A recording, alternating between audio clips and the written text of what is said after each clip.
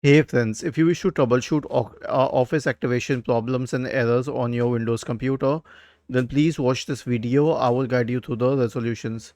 So before anything else, check the internet connection. Open your browser and go to fast.com and hit enter.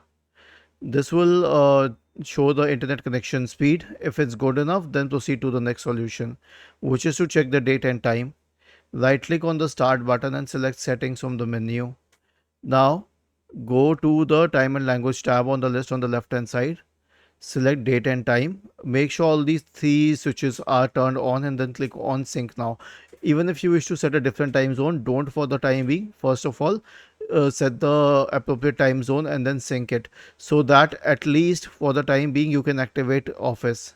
The last solution is online repair. So right click on the start button, select settings from the menu, go to the apps tab, select installed apps, and then search find Microsoft Office, whatever version you have.